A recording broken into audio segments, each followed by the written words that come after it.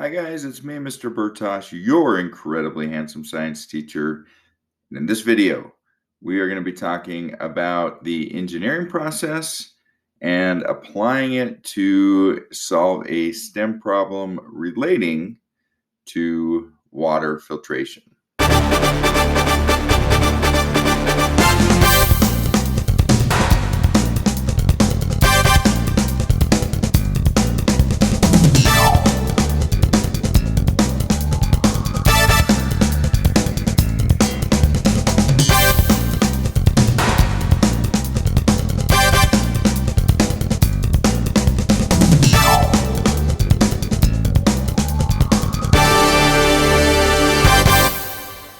When I was a youngling, although not that young, because I'm an oldling now, and even if I just go back a few years, I'm still old.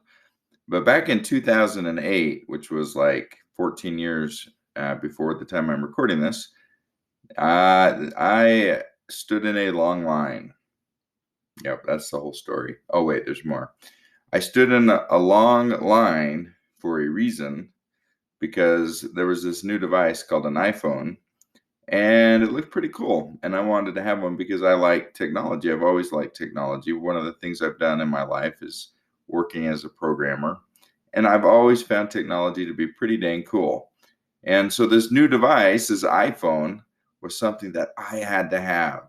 But sadly, that's what everybody else thought too. So, and I didn't get there like 3 days early. So I was at the end of the line and I had to wait many hours.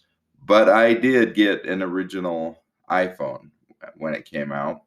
And it was just the neatest thing. It had like these things called apps. It had like 4 or 5 of them. I don't remember exactly now, but like it had a calculator on it, and it had a camera, and it had a calendar, and it didn't yet have an app store, so you couldn't add more apps, but nevertheless, it had some neat built-in apps, and it was pretty neat.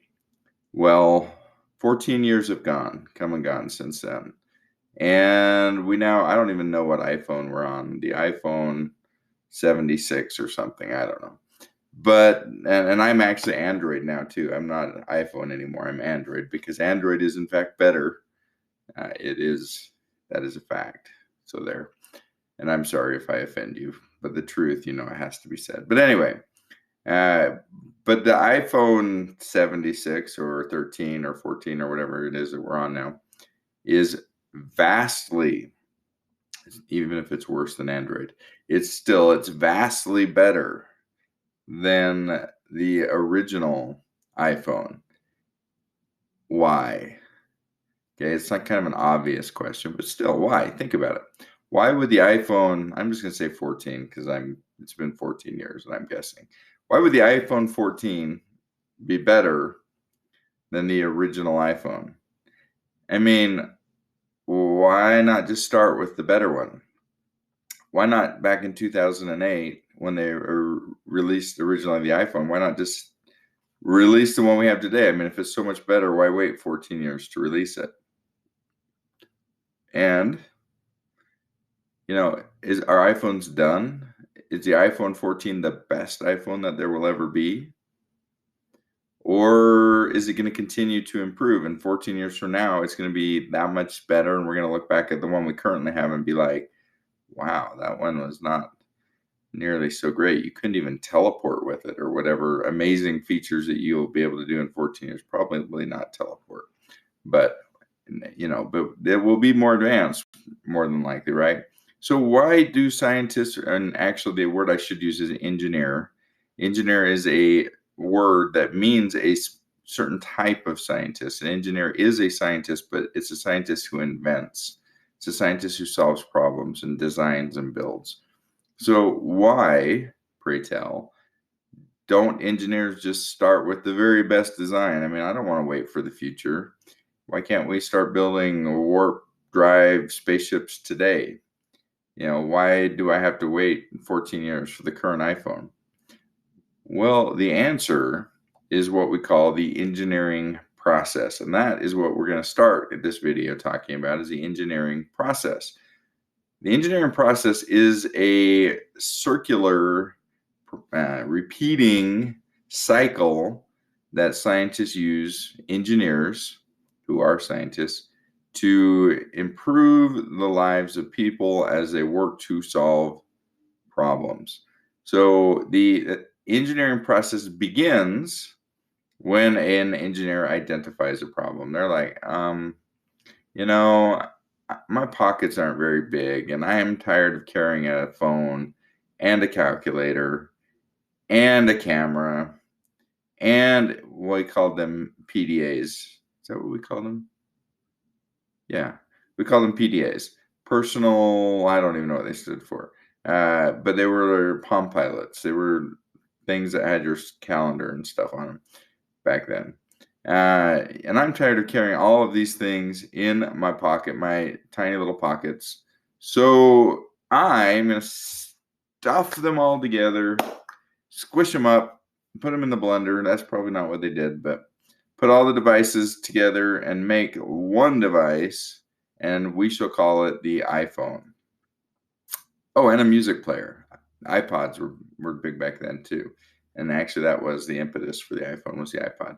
So totally forgot the most important one. But anyway, I'm going to take all these devices, squish them together, make a brand new device, and barf it up onto the world.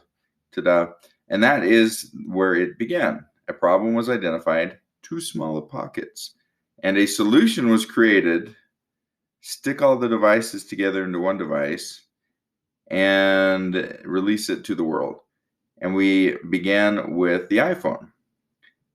But that's not where remember I said circular, that's not where it stops, rather, because it never stops.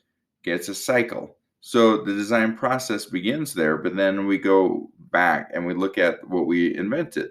And we're like, okay, well, this is a pretty cool device, but I bet I can make it better. What can I do to improve it? And so engineers look at things like the battery life and the quality of the camera, and they added an app store and they made it thinner, and over time the camera got, every time they went through this loop, they released a new device that was better. And then they're like, okay, but now how can I make it better? And they did it again, and then they're like, okay, here's a new device, and they're like, okay, but now how can I make it better? And it never ever stops. And that is why technology is constantly improving. So why couldn't we have created the one we have today 14 years ago? Well, we just didn't have the knowledge and the technology and the ability. You can't skip. There are no shortcuts in the engineering process. That doesn't mean you can't. Some years have bigger leaps, or some cycles have bigger leaps and other cycles have smaller leaps. I say year because cell phones tend to come out every year, but other things like game systems could be every 5 or 10 years, right? It might not be every year. Or airplanes and things, they don't quite stay on a yearly schedule. But every cycle, every time we look at our technology and we say, okay, how can I make it better? That's the question we're asking. And we continue to make little subtle improvements year by year, and it just gets better. And that will never stop. You know, it would be cool to live in the future, wouldn't it? And to see all the technology they have. But guess what? If you lived in the future, say you lived 1,000 years from now, well, you would still be saying to yourself, man, it would be cool to live in the future, because 1,000 years from then, the technology will be even that much better. And 1,000 years from then, the technology will be even be more amazing. It will continue for evers and evers and evers. 20,000 years from now, mankind will still be saying, man, I wish I lived in the future and I could see whatever the thing is that they're going to invent. Because that's the way the engineering cycle rumbles. That's the way the engineering cycle works. Now, let's apply the engineering cycle, a cycle of constant improvement, to solving a problem. In this case, the problem is polluted water. In another video, I talk about pollution, and one of the types of pollution that we talk about is water pollution. Water pollution is a significant problem, is it not? It affects all living things, because all living things require delicious water, and therefore have to be, if the water is polluted and they drink that water, what's going to happen to them? the poor living thing is going to something bad. It's going to give them a rash, maybe, or it's going to completely kill them. Okay, plants, animals, insects, which are type of animal, but anyway, fungi, bacteria, all living things that we are aware of on Earth anyway need water. So if water is polluted, that's a problem. And one of the ways we can mitigate, we've used that word in the other video, in the pollution video, mitigate. Remember what it means? Mitigate means to come up with solutions, pollution solutions, because we like to rhyme. We come up with pollution solutions to mitigate problems. One of the ways we can mitigate water pollution is by building a water filter. And this is something that can be very important in an emergency, because if there's a hurricane or a flood and the water level rises as a result, and it goes through overflowing the storm drains and the sewers and the chemical plant and everything else, and then the water flows by you and you're like, I'm so thirsty, but do you really want to drink that water? That could be dangerous and gross, but you're thirsty, you can't die. I mean, you got to drink water. So what do? Well, you need to mitigate that water pollution with a filter. So how are you going to use supplies around your home or wherever you are trapped, wherever you are, things that are available to you to build a filter that can clean the water so that it will be safe for you to drink? I want you to think about that. How can you clean water? Well, one important thing to be aware of as you are building a water filter is something called mesh size. Okay, if you think of a screen window or a screen door, you know what a screen door is or screen window? It's got the mesh, it's got the metal mesh. It's like stripes that go up, and it's like metal wire, little metal threads that are woven together to create a mesh so the air can come through. So on a day that's windy, you can open your window and the air can come in, but it keeps the insects because they can't fit through the mesh. Well, mesh size is important to understand when you are making a water filter, because water pollution comes in a lot of different sizes. Some of the pollutants are big, like, I don't know, sticks and little leaves and even sand. Okay. And some of the pollutants are teeny tiny microscopic, like silt, dust, and things that might be dissolved in the water, chemicals and things that might be dissolved in the water. So the bigger the mesh size, the quicker the water is going to pass through it. That makes sense. And when you get down to a really tiny mesh size, like a microscopic mesh size, the water might take a while to get through it. But which one is going to do a better job of filtering out the water? Probably the smaller mesh size, right? Because it's going to block more things. Okay, but does that mean you should make a water filter only out of a small mesh size? Does a bigger mesh size have a purpose? Can it do anything useful in a water filter? Maybe if you layer them and you have where would you put the bigger mesh size? What would make more sense? If you're going to have different mesh sizes, the bigger mesh size would probably come first, right? Why? Why do you think that's the case? Because it's going to stop the bigger particles, and it's going to allow smaller particles through, and you can have different layers of different mesh sizes in there, and each one trapping something of a different size until you get to the bottom, and voila, you have clean water, hopefully. So as an engineer, you would create a water filter and you would test it, and you would see, you'd run the water through and you'd be like, okay, this is doing a pretty good job, but look, the water's still not quite pure. Maybe you get a home run on your first try, but probably not. And so then you can apply the engineering process, can't you? You can be like, okay, how am I going to now make this better? And you can redesign it and build it and change it and test it and then look at it again and be like, okay, this is even better now, but I bet I can make it even better.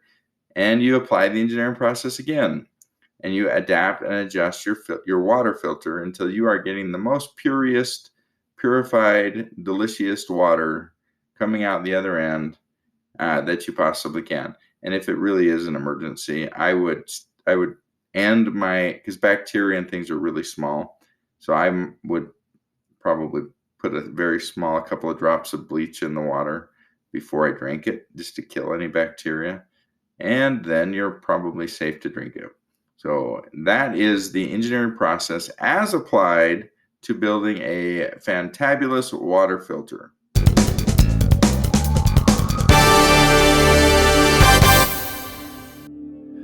Hi guys, thanks for watching my video. These rambling science videos where I go unscripted and just kind of barf up all the science knowledge out of my head are part of a series that go along with an online class that I teach, which you can sign up for if you go to handsomescienceteacher.com. I also have a whole bunch of free resources for homeschoolers. I have hundreds of articles on every topic that covers your entire science curriculum from 5th through 8th grade. I have online games and quizzes, all curated and written by this handsome guy, a science teacher with, well, three degrees, but 2 of them are in science. So it's targeted right to and directly to your science students. So sign up, subscribe to the channel, and I release lots of videos. Also, in addition to these ones, lots of little short videos that are like 2 minutes long that cover science topics. Those ones you don't get to see my handsome face, but they're still good videos, and they're much more targeted, and those ones are scripted, so you don't have to hear me like you are right now going blah blah blah. The end. Subscribe. Thank you. Goodbye.